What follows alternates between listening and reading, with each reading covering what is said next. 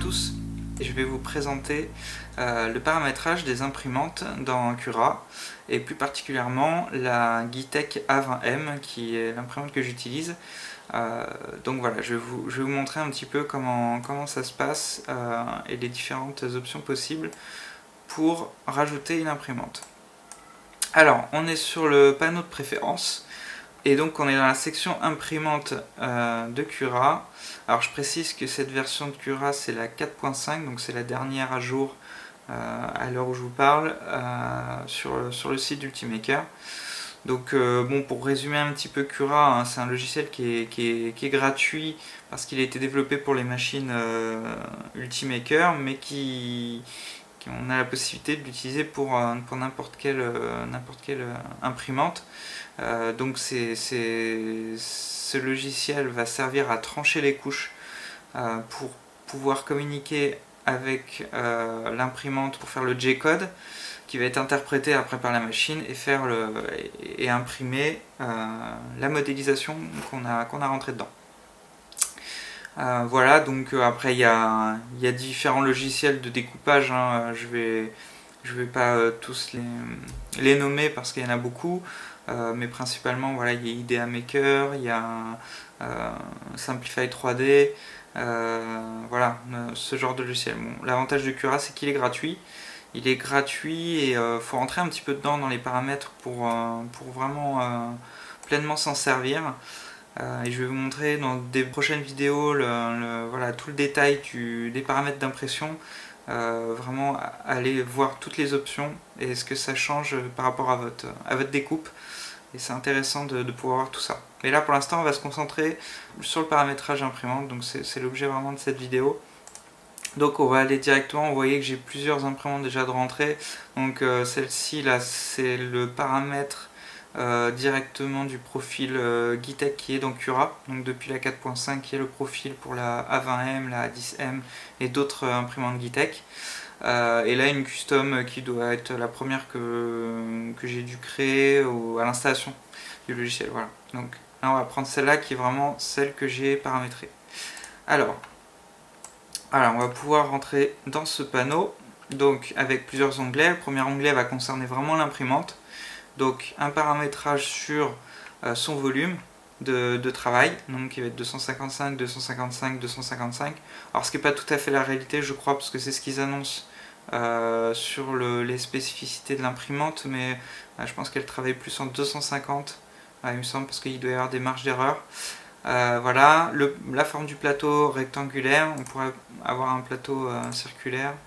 L'origine au centre, non, puisque ça vient prendre les origines sur les palpeurs qui sont sur les extrémités des axes.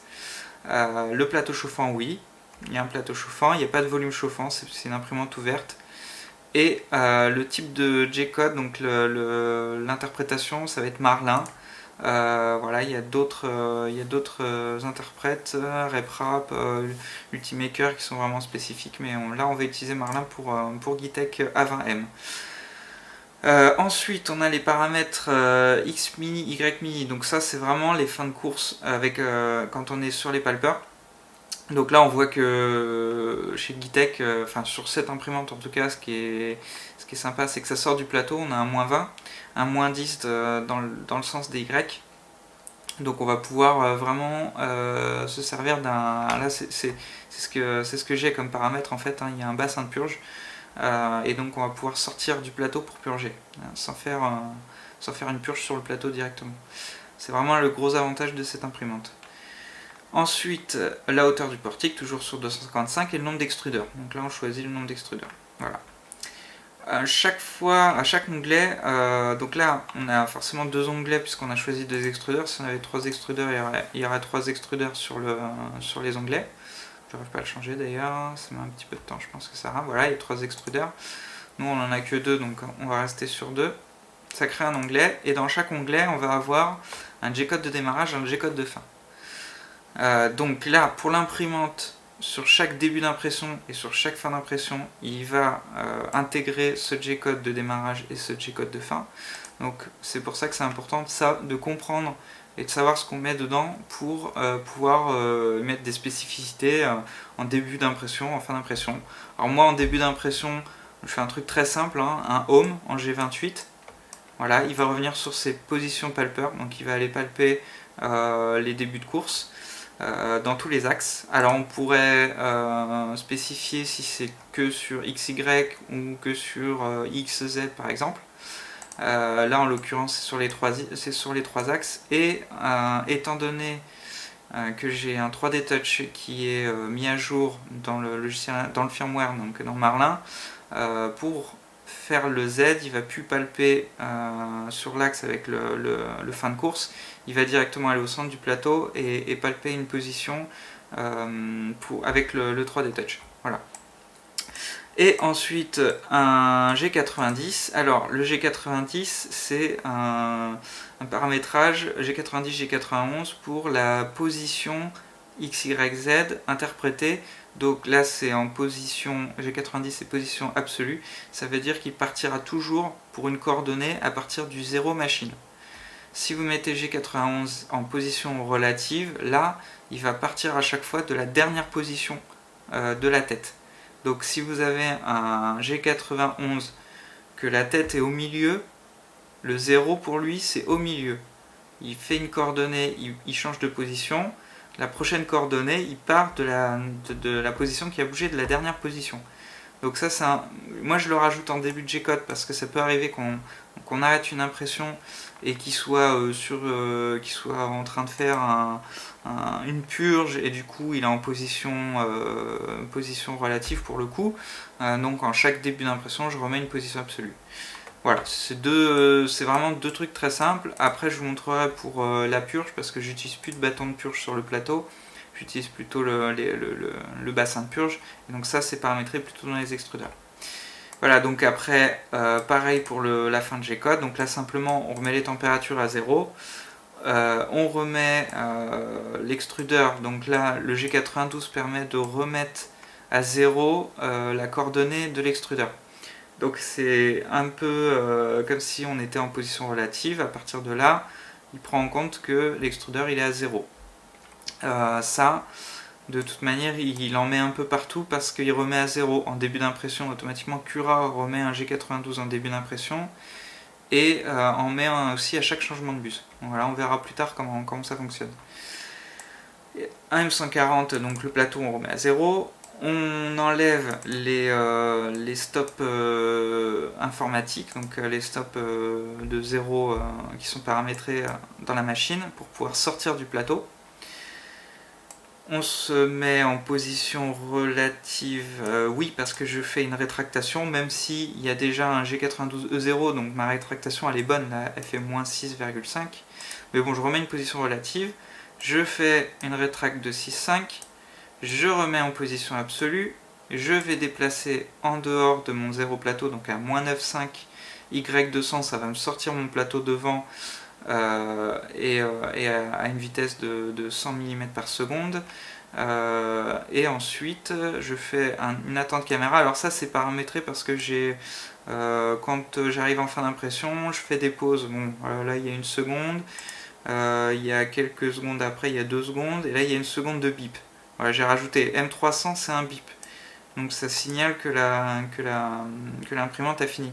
Ça fait des bips aussi dans le firmware, il y a des paramétrages où ça fait des bips quand il y a une erreur, quand il manque un filament, quand il y a une température qui est pas bonne et que ça a merdé l'impression, ça fait un bip.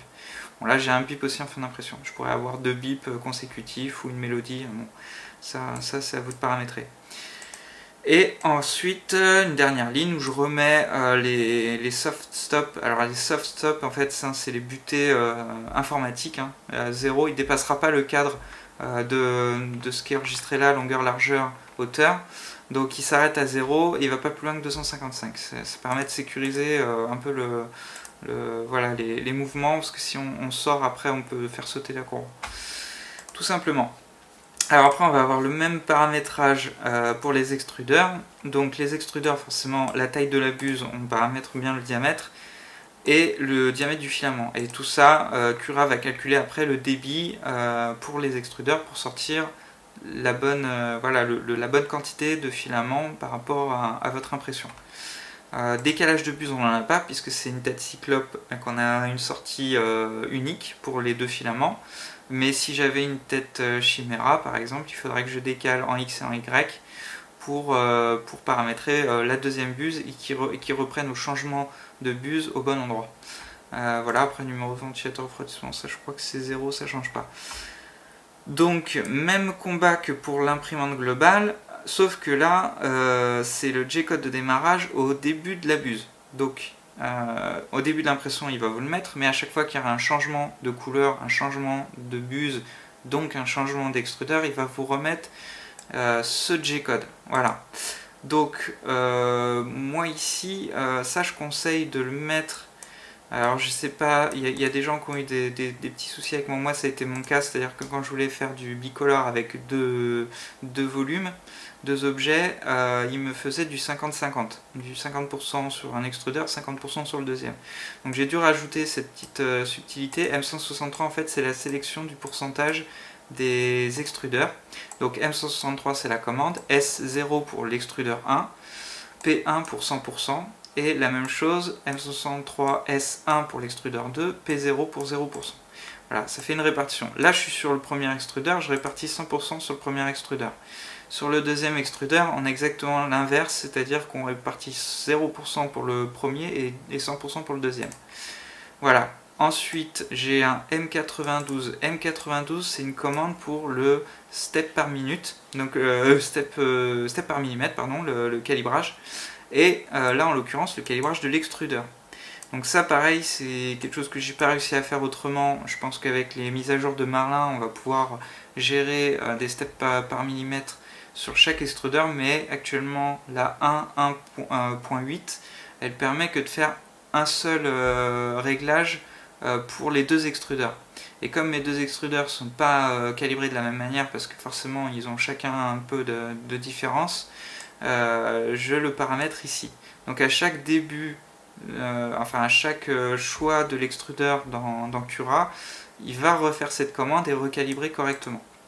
Donc là, il est calibré à 405,13 mm, non c'est 405,13 steps par millimètre. Voilà, pour 1 mm. Donc là, on vérifie avec le calibrage en sortie d'extrudeur. Un M211 pareil pour enlever les sécurités de butée.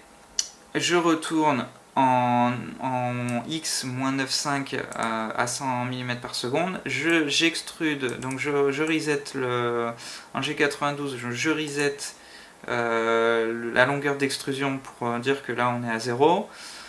On extrude 23 mm, donc ça c'est mon paramétrage qui est suffisant pour purger la tête, pour purger le corps de chauffe. Après à chacun de mettre la bonne valeur, donc si on n'a pas forcément le même corps de chauffe ou même qu'on considère que c'est pas suffisant, on peut mettre plus, on pourrait mettre 25, je crois que de base sur les forums quand on met le bassin de purge c'est 50 mm, bon 50 mm c'est quand même un peu abusé. Voilà, 23, moi ça suffit. C'est aussi du filament qu'on gâche, hein, donc pensez à faire un bon réglage. Donc on extrude 23 mm, on reset l'extrudeur à 0, G92 0, et ensuite on rétracte de 5 mm pour éviter d'avoir une coulée quand la buse va repartir sur l'impression. Voilà, on remet les sécurités de butée. Et ensuite, on met un feederette, donc là c'est un mouvement assez rapide, mais je crois que de toute manière il ne prend pas en compte parce que le G-code suivant il remet une autre vitesse. Hein. Ça c'est paramétré directement dans Cura. Voilà, donc limite cette ligne elle servirait à rien. Donc ça c'est pour le démarrage à l'arrivée de mon G-code. On a la même chose pour la fin du G-code. Donc là, on remet à 0, on reset aussi la longueur d'extrusion de l'extrudeur. On rétracte de 5 parce que la buse arrivée là, elle est sur une position sur le print. Donc on reset l'extrusion, on relève de 5, on rétracte de 5. On va pouvoir partir sur la purge après en suivant. Et voilà, encore un reset de distance. Voilà, de toute façon, sachant qu'on va purger derrière, c'est pas grave si on reset les 5 mm. Et donc voilà, on a paramétré notre G-code de démarrage d'extrudeur et notre G-code de fin d'extrudeur. On fait la même chose pour le deuxième, mis à part inverser le M163 pour avoir la bonne répartition. Et là, on a paramétré normalement notre imprimante. Voilà. Et quand on sort de là, on sort d'ici. On n'oublie pas d'activer l'imprimante, bien sûr, qu'on vient de paramétrer. Mais de toute façon, on ne peut pas la paramétrer si elle n'est pas activée. Et on se retrouve avec le plateau de la bonne taille qui correspond à l'imprimante. Et là, on va pouvoir y poser les objets pour commencer l'impression. Voilà pour cette petite vidéo. Donc il y aura d'autres sujets qui vont venir. Tout le paramétrage ici, de ce côté-là. On va détailler tout ça dans une prochaine vidéo. Vous montrer aussi quelques petits trucs, des petites subtilités de Cura qui sont pas mal, qui sont certainement dans les autres slicers, mais la possibilité de faire des scripts pour corriger des lignes. Je ferai aussi une vidéo sur la relecture du G-code. Une fois qu'on a sorti un G-code pour l'imprimer, relire un petit peu, voir les lignes, voir ce que Cura a intégré, pouvoir faire des recherches, corriger les petites erreurs qu'il y aura dans ce G-code.